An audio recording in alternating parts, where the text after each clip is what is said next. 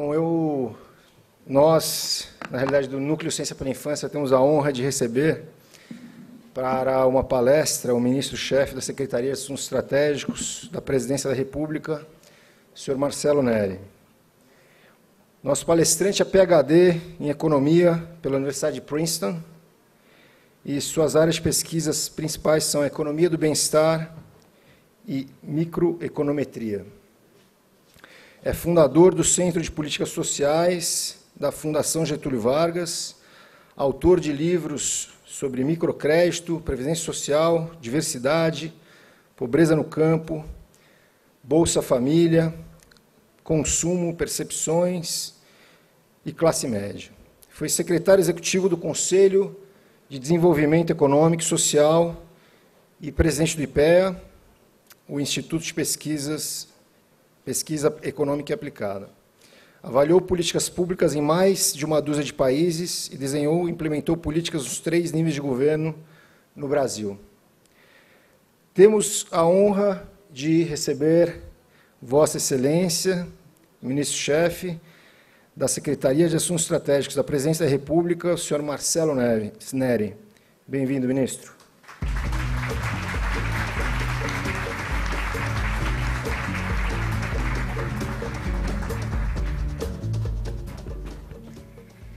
Então, boa tarde a todos, a todas. É um enorme prazer estar com vocês aqui nesse belíssimo evento. Quero agradecer ao Eduardo Queiroz e a Fundação Maria Cecília Soto Vidigal pelo convite e pelo trabalho incansável nesse tema.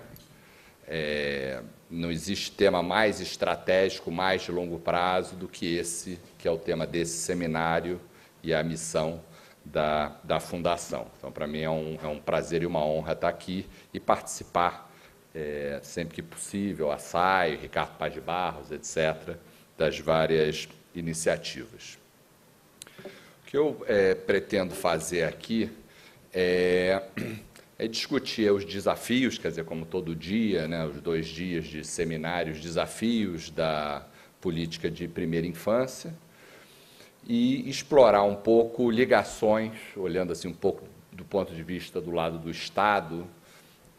Sei que a ênfase é na família, mas um pouco a conexão do Estado, 3 níveis de governo, com essas políticas, em particular usando o Bolsa Família como uma plataforma de oportunidades. Eu acho que o Bolsa Família é uma oportunidade muito interessante. O que se diz é que o Bolsa Família, tal como está, é apenas o começo, eu concordo, embora a primeira infância, como a gente sabe, não é apenas o começo, né? Ele é alguma coisa que marca toda a vida da pessoa. Então, essa é um pouco a minha linha. Eu vou falar um pouco rapidamente, sei que já houve várias apresentações aqui, sobre o progresso do Brasil em geral, em particular na primeira infância, mas muito rapidamente. Depois eu vou apresentar, acho que principalmente para as pessoas que vieram de fora, mas acho que para as pessoas aqui também do Brasil, um pouco dos impactos do Bolsa Família, uma coisa um pouco mais geral dos impactos do programa, para dar uma ideia.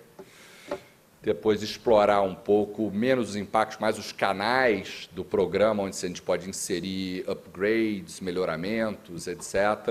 Trabalhar um pouco com a questão dos 3 níveis de governo, acho que o Bolsa Família e a iniciativa privada, enfim, como é que essas coisas podem integrar no Bolsa Família, olhando sempre do ponto de vista da primeira infância, e discutir algumas novas agendas das políticas de desenvolvimento infantil, monitoramento, direitos positivos e integração desses aspectos, desses vários aspectos privados e públicos, 3 níveis de governo. Então, aqui começando só com um mapa do Brasil, acho que muitas vezes a gente não se dá conta como o Brasil está mudando, em coisas estruturais, às vezes até se aceita, até às vezes quando se cita o Bolsa Família, a gente pensa logo numa transformação superficial, né, uma transferência de renda, etc., nada de muito profundo, de fato, em mudança. Eu acho que o Brasil está mudando muito, acho que é uma transformação profunda, e aqui a gente tem um estudo do IPEA, Fundação João Pinheiro, é o IDH, o Atlas do Índice de Desenvolvimento Humano. Então, a gente tem os dois mapas. Em 2000, essas cores mais vermelhas são IDH muito baixo, e a gente tinha 41% dos municípios com IDH muito baixo. O IDH reflete expectativa de vida, educação e renda, ou seja, tem indicadores estruturais. Então, 41%, e em 2010, 10 anos depois, isso passa para 0,6%, ou seja, 10 anos de 41 para 0,6 é uma grande transformação. E muito que está por trás disso, não apenas, essa mudança na mortalidade infantil e na infância. Então, esses aí são os mapas. Então, o Brasil, em 10 anos, a mortalidade infantil caiu 48%, no Nordeste caiu 57%, as mulheres estão tendo menos filhos e esses filhos estão morrendo menos, ou seja, a morte de crianças, que eu acho que talvez seja a principal tragédia que a gente pode pensar, ela está menor pelos dois efeitos. Quer dizer, nascem menos crianças por decisões autônomas das mulheres, não temos, é diferente de outros países, e essas crianças morrem menos. Obviamente, está falando de uma coisa muito básica, a criança não morrer, né, é um direito básico, né, que deveria ser assegurado, mas o nosso país, isso ainda é um indicador importante. Aqui dá, pela PNAD, a trajetória da mortalidade infantil. O Brasil, de 90 até 2011, já cumpriu a meta de reduzir 2/3 a mortalidade infantil. Acho que é um resultado a ser celebrado. Se a gente analisar o que explica essa queda de 64% da mortalidade infantil, 70% são políticas públicas e 30% são mudanças nas variáveis sociodemográficas das famílias. Então, 70% são políticas públicas. Eu acho que esse é um dado importante. Se a gente analisar um pouco o reverso disso, que é a probabilidade de uma criança sobreviver, entre 93 e 2003, a gente tem um salto bastante grande, como o dado mostra. Isso aqui está por nível sociodemográfico no eixo horizontal, mas a gente vê ali na parte inferior do gráfico ainda um gap bastante forte entre as crianças mais pobres, ou seja, a gente precisa fazer mais na base. Se a gente olhar um pouco a evolução da política mais básica e voltado para o público infantil, da primeira infância, que é o acesso à creche de 0 a 3 anos, a gente tem duas mensagens. Primeiro, uma mudança, dobrou em 10 anos, a um nível ainda suficiente, ou seja, talvez seja um bom filme, mas a foto ainda é ruim, né? A gente tem uma foto ainda, do nível de educação, é aquele que tem uma menor taxa de acesso, 0 a 3 anos, 4 a 5 anos teve uma evolução grande, etc., ou de 4 a 6 anos, mas 0 a 3 ainda é Se a gente olhar ao longo do tempo, prestando atenção na faixa de cima, os 10% mais ricos, tem a média no meio, e o laranja é os 10% mais pobres, a gente vê que o Brasil deu uma melhorada ao longo do tempo, mas entre os mais ricos, quer dizer, a diferença dos pobres para os mais ricos é de 3 vezes, ou seja, tem um gap gigantesco. É uma relação crescente, esse gap está aumentando ao longo do tempo, não está caindo, então é uma coisa para se chamar a atenção.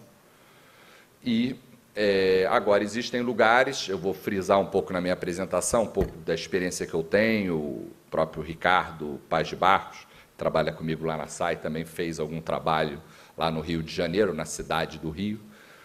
O que eu vou explorar aqui é um pouco essa ligação, quer dizer, como é que o Bolsa Família, ou como é que programas federais, estaduais e municipais podem interagir, e, obviamente, a sociedade civil, etc., de uma maneira mais integrada. E o Rio mostra, o exemplo do Rio mostra um salto grande na base de 25 pontos percentuais nos 10% mais pobres no acesso a creches de 0 a 3 anos. Então, entrando na segunda parte da apresentação, olhar um pouco de uma maneira mais geral os impactos do Bolsa Família nos resultados finais. Então, posso pensar em equidade, que, na verdade, eu acho que é o principal elemento que está no DNA do Bolsa Família, a busca dos mais pobres dos pobres. Isso existe um efeito talvez mais indireto, que é prosperidade, ele pode ajudar na prosperidade, no crescimento, mas isso eu vou mostrar. É preciso buscar sustentabilidade dos seus efeitos, só dar o peixe não é suficiente. E olhar também um pouco para a sensibilidade, quer dizer, qual é a percepção das pessoas em relação ao impacto do Bolsa Família. Então, olhar um pouco para o impacto nessas 4 dimensões. Então, o primeiro ponto, que a extrema pobreza baseada em renda ia subir 36% se não tivesse Bolsa Família hoje. Então, não é um efeito grande, não é tudo. O principal elemento que comanda a queda de pobreza e de extrema pobreza no Brasil é a renda do trabalho. Isso é muito bom, muito importante, porque é a parte sustentável do processo. Bolsa Família você não pode expandir indefinidamente. A gente teve, no último ano, um aumento de 370 mil pessoas em extrema pobreza. É um aumento mais ou menos de 0,3, não é estatisticamente significativo. Agora, se a gente pegar o ano anterior, pegar os 2 últimos anos, é uma queda de 4,2, só para dar um pouco o número tem sido um pouco debatido. Obviamente, a parada em si de queda é alguma coisa bastante preocupante da extrema pobreza, mas não o aumento em si, eu acho que é mais parou de cair no ano passado. Então, um ponto que eu acho muito interessante, um gráfico como esse foi importante até para o desenho de políticas públicas, exatamente esse gráfico, a parte azul desse gráfico, que mostra como é que a extrema pobreza entre as crianças no Brasil é muito maior, no eixo horizontal é a idade, né? Então, o ciclo de pobreza, as crianças são mais pobres, essa diferença se dá pelo Bolsa Família, mas ainda assim as crianças, mesmo com Bolsa Família, são mais pobres, mas o ponto que eu quero enfatizar aqui é o fato de que o Bolsa Família é um excelente canal para esse tipo de iniciativa que está sendo discutida aqui, pela sua escala, pela sua capacidade de chegar às crianças, e às crianças pobres. Eu acho que esse é uma base industrial.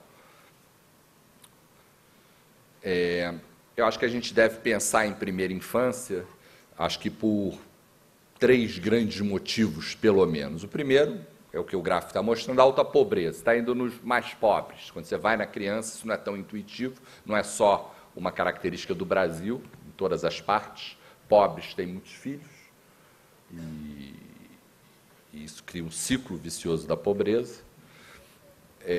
Agora, também, como eu sei que foi debatido aqui, na primeira infância, como vocês sabem, não 4 anos é muito melhor do que 8 anos, mas 4 meses ou 4 meses de gravidez ainda é melhor ainda, né? Quanto mais cedo, melhor, porque você tem a capacidade de mudar estruturalmente a pessoa, né? As sinapses, a atitude, tudo, né? A parte cognitiva, não cognitiva. E também porque, como dizer, quando eu ataco, eu faço uma política na primeira infância, eu tenho um efeito, esse efeito estrutural vai durar muito tempo, né? Estou pegando logo o começo da vida, a pessoa não tem um sofrimento desnecessário, carrega esses efeitos, ou seja, tem uma alta taxa de retorno social, como James Heckman, tem um gráfico dele que é muito conhecido sobre isso. Isso, ou seja, é sinônimo de sustentabilidade.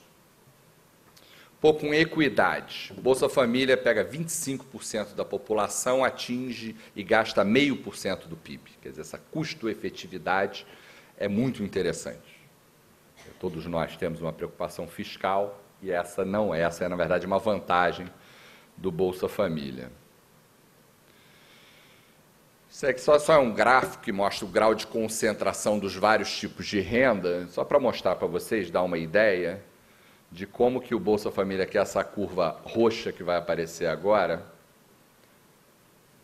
como é que ele é uma coisa de outro planeta, assim, em relação aos outros tipos de renda. Ela está em outro quadrante. Assim, é uma capacidade de chegar aos mais pobres muito melhor do que outras políticas de combate à pobreza, como o BPC, que vai para as pessoas com deficiência e idosos pobres. Bolsa Família é essa política.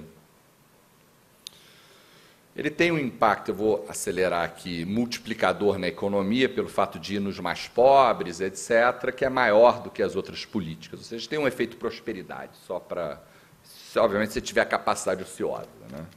Ele é bem maior. Cada real que eu gasto com Bolsa Família faz as rodas da economia girarem 1,78, enquanto, por exemplo, Previdência Social é 0,52. Então, ele tem um efeito multiplicador, e principalmente nas áreas mais pobres. Tem alguns estudos sobre isso. Tem um efeito, que eu vou passar rapidamente, sobre subjetivo. Essa aí é a felicidade geral das... uma nota de 0 a 10 que as pessoas dão para a sua satisfação com a vida, no passado e no presente. E o ponto que eu quero chamar a atenção é que as pessoas são beneficiárias do Bolsa Família, e talvez por causa dele, embora a gente não esteja separando isso, tem um salto maior. Porque aqui no Brasil, na verdade, o brasileiro ele é pouco sensível. O brasileiro, na verdade, é um povo relativamente pouco sensível à questão financeira monetária. Existe uma correlação entre felicidade subjetiva, tal reportado, uma nota de 0 a 10, e dinheiro no bolso. Mas, no Brasil, ela é muito tênue. Talvez o brasileiro nós sejamos pouco... Agora, o que explica boa parte é quando o sujeito não tem renda nenhuma e começa a ter alguma renda, e ele dá um grande salto. Depois, o salto não é muito grande. Então, o salto de pessoas em relação a 5 anos de quem tem Bolsa Família é 29%, embora, como o gráfico anterior tenha mostrado, não tem uma felicidade maior do que outros grupos. Ou seja, está diminuindo a desigualdade subjetiva na sociedade, só para, vamos dizer, fechar as relações. Então, olhando agora para o efeito, que eu acho que é interessante a gente explorar. Quer dizer, quais são as possibilidades? O que mais me chama a atenção e me surpreendeu mesmo, eu trabalho com esse tipo de programa há muito tempo, mas quando eu fui trabalhar na prática, trabalhava mais do ponto de vista de avaliação, mas trabalhar em termos de desenho, o que mais me surpreendeu é a capacidade de se gerar soluções rápidas em altíssima escala. Quer dizer, uma questão de meses, 2, 3 meses, você faz upgrades no Bolsa Família. Tive o prazer, vou mostrar aqui para vocês, trabalhar no Estado do Rio, depois no município do Rio, desde a Fundação Getúlio Vargas, desenhando programas. Era uma questão de 3 meses, você atingia 2 milhões de pessoas, fazendo vários upgrades. Então, esse que é o ponto que eu quero chamar a atenção aqui, a possibilidade de utilizar essas plataformas. O mais difícil é você montar a plataforma. Uma vez que a plataforma está estabelecida, as pessoas têm os cartões, o público está identificado, você fazer upgrades em larga escala é algo muito fácil. Assim, e, obviamente, vai ser tão bom quanto for o desenho da política. Então, explorar um pouco os canais e upgrades. Então, Bolsa Família, acho que tem essa sabedoria, assim como outros programas, de dar o dinheiro na mão da mãe, né? Pegando essa conexão.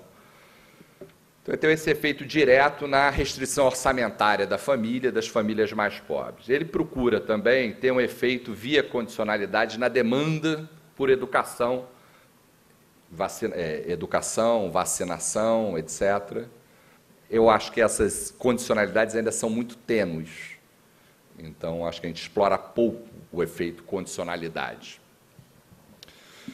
Tem um resultado de uma avaliação feita lá no Rio de Janeiro, que mostra um efeito interessante de creche, que você gera um aumento, um diferencial, um ganho diferencial de R$ 181 no salário, na renda do trabalho das mulheres.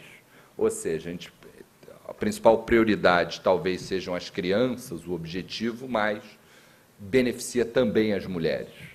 Ou seja, não existe um conflito, não existe um cobertor curto, pelo contrário, eles interagem. Uma outra possibilidade que o Bolsa Família permite, tem sido usado, é usar ele como canal de oferta, ou seja, ele primeiro é uma política, você dá condicionalidade para a criança ir para a escola, ou se matricular, ir às aulas, etc., mas você também prioriza a oferta. Por exemplo, hoje em dia você dá mais dinheiro público, os fundos educacionais, para escolas que têm mais de 50% das crianças no Bolsa Família.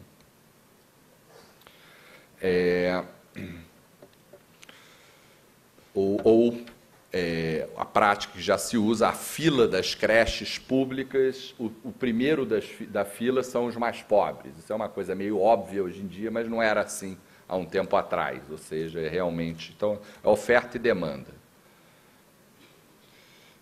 Tem uma agenda que acho que é muito importante para a primeira infância. Eu tive o prazer de participar da estruturação e lançamento da iniciativa chamada Trata Brasil, que é sobre saneamento básico.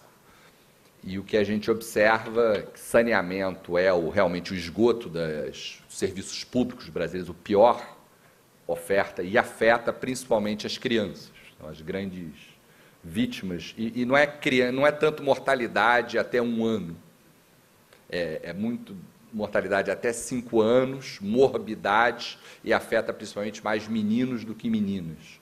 Talvez os meninos brinquem mais, assim, fossas, valas negras, etc. Então, acho que essa é uma agenda importante, acho que... Então,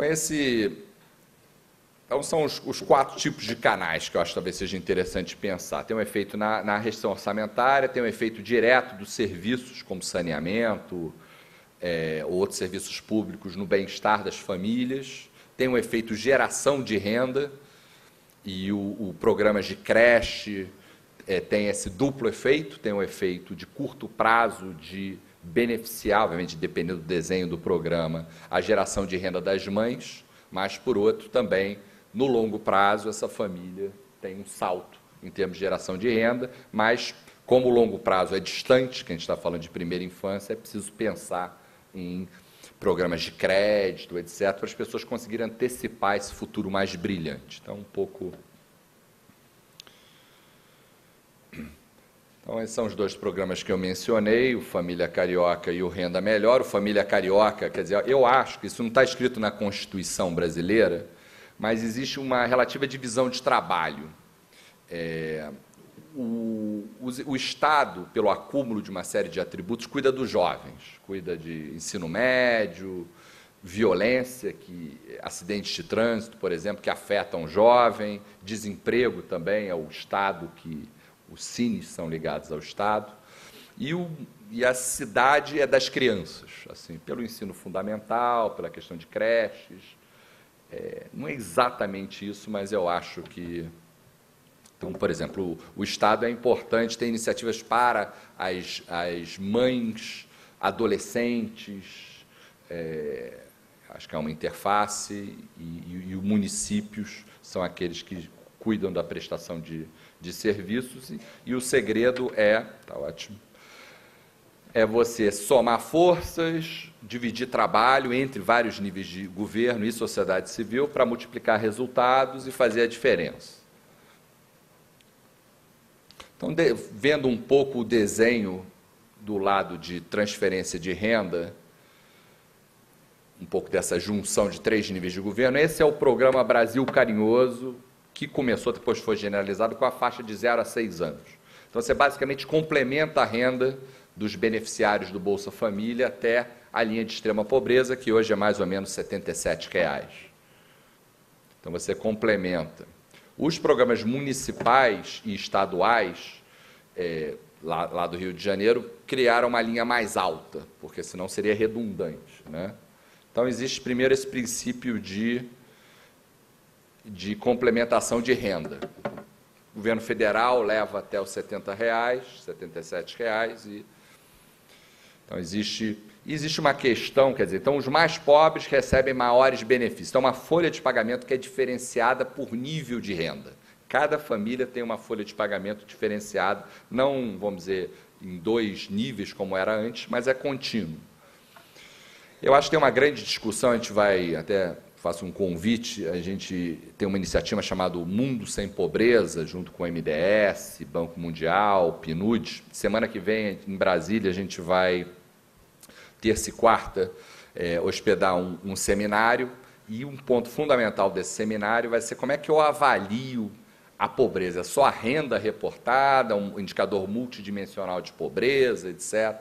E eu acho que essa é uma discussão importante. E aí é importante entrar os indicadores de infância também, etc., na própria avaliação do grau de pobreza da família. Então, só para chamar a atenção para essa coisa que pode chamar do novo federalismo social, tem essa ideia, primeiro, de complementar. Primeiro, é uma via de mão dupla, que tem sido bastante interessante. Assim, em primeiro lugar, quer dizer, essa estrutura, cartões, cadastro único, etc., que já é uma parceria entre governo federal e municípios, já é uma parceria, mas municípios, estados, e acho que a gente tem que trabalhar um pouco em como a sociedade civil trabalha nessa base. Eu, particularmente, acredito, antigamente, aqui no Brasil, a gente sempre tem uma tentativa de tentar acertar na escala do problema, fazer um programa federal que resolva todos os problemas. Isso talvez não seja um bom hábito. Acho que essa parceria municipal, fazer experimentos e depois dar escala às boas experiências, eu acho que esse é o caminho interessante. Então, esses programas, como realcei, eles também trabalham com linhas internacionais. Então, são programas que linha de $1,25, $2 dias, ou seja, as metas da ONU. Estamos na época de discussão das metas de desenvolvimento sustentável, das metas pós-2015, eu acho que ou seja, no fundo é uma interação de vários níveis, inclusive com os internacionais.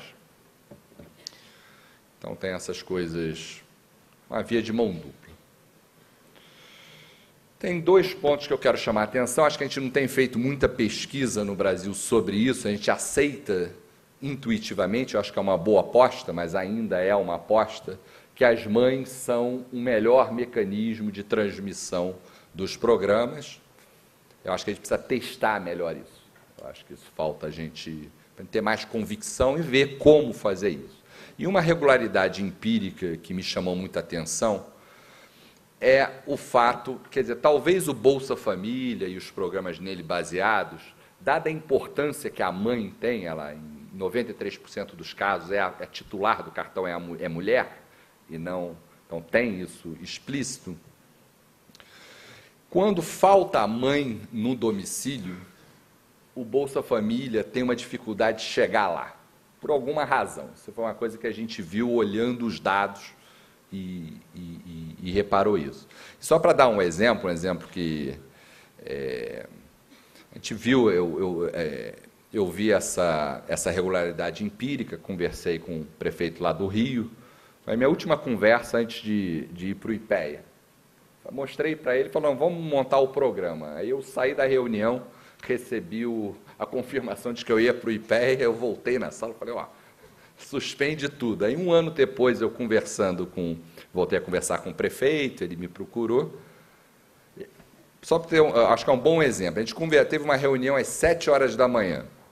Aí depois, 8 horas, fui para a Casa Civil, discutimos o programa e tal. Aí fui para um seminário lá no Rio de Janeiro, aí 4 horas da tarde, eles me ligaram e falaram, olha, o decreto já está pronto, vamos lançar segunda-feira.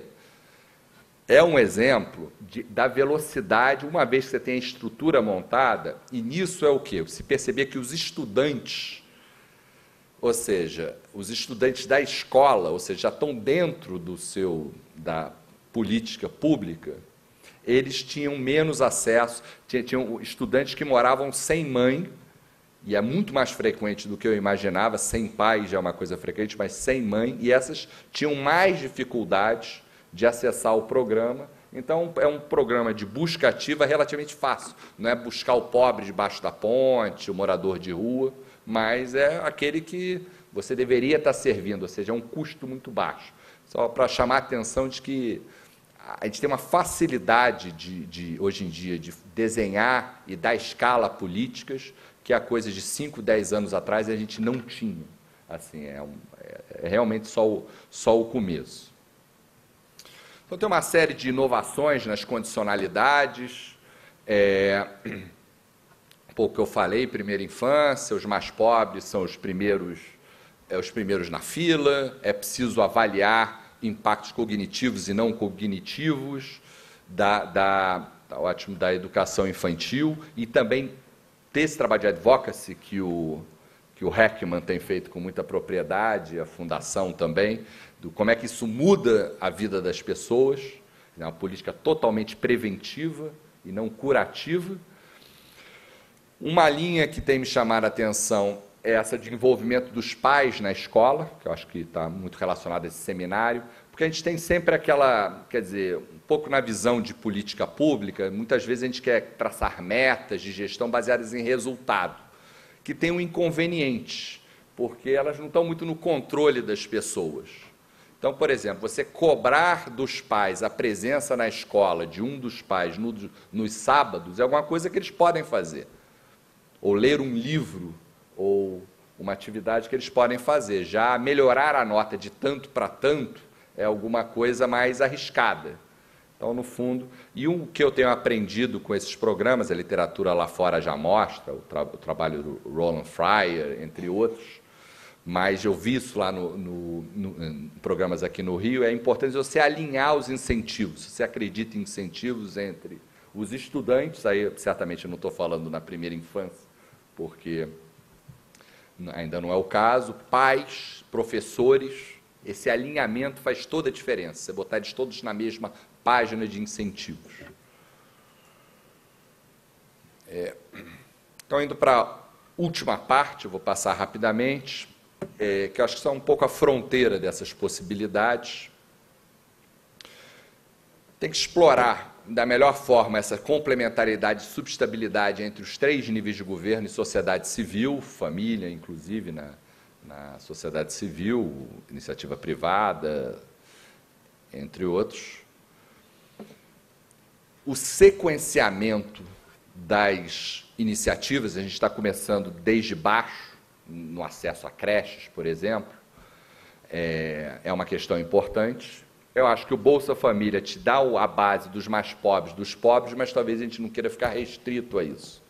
E eu acho que uma outra plataforma é a plataforma do salário família, que é um subsídio, as famílias têm um salário, pessoas têm um salário entre 1 e 2 salários mínimos, tem um subsídio em vários países, inclusive no Brasil, e que é pouco aproveitado.